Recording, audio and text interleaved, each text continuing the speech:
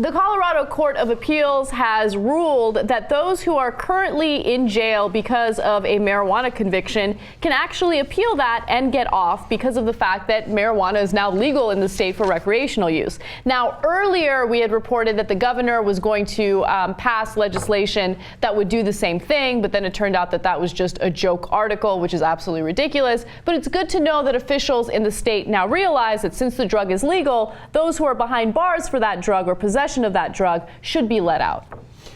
Well, that would be an awesome development. I mean, it's only a matter of time now. Republicans are trying to force President Obama, as I think Anna's about to tell us, to get tougher on Colorado and Washington. You got to enforce a federal law against marijuana, et cetera. The Republicans, the states' rights guys. Yeah. Okay. Oh, yeah, the states' rights guys. Excellent point, Ben. That big federal government, get out, expand your power. That's what they want. Big government. Yeah. Make sure that the states don't get their ways. So they're on the wrong side of history. They're going to obviously lose. If you want to sign that legislation and you want to pass that bill, have at it, Hoss.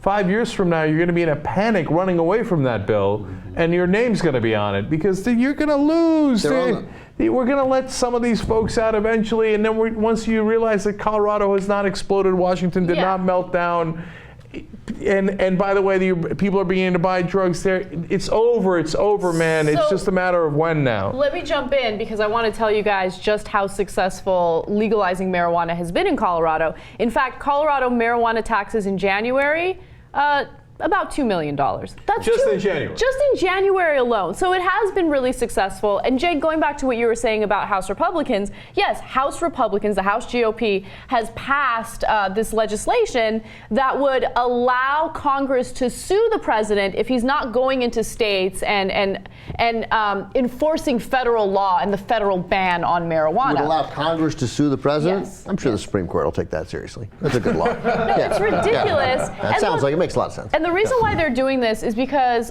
you know how the Republicans are. They think that the Obama administration is overreaching when it comes to everything. Oh, this is overreach, the Affordable Care Act, that's executive overreach, we're against it. They feel like their power is being abused, and it's so stupid, exactly for the reason that you were mentioning, Ben. You guys are such huge advocates of states' rights. Well, if you're such a huge advocate of states' rights, what do you think about all these anti-abortion laws that are passing in various states, right? They definitely go against what the Supreme Court ruled in 1973. So why don't we go in there and enforce the law? Yeah, he should. He's like, Obama should say, yeah, no, I will. I'm going to send the federal agents out there, and then also I'm going to send federal agents to sort of enforce Roe versus Wade all over the country too. This is good, you guys. Thank you for standing with me for this. This is good. Absolutely. This is good. I probably because I want a big giant federal army. The conservatives are dying for that sort of operating within the borders of the United States. Federal armed officers. In the past they've reacted very well to that.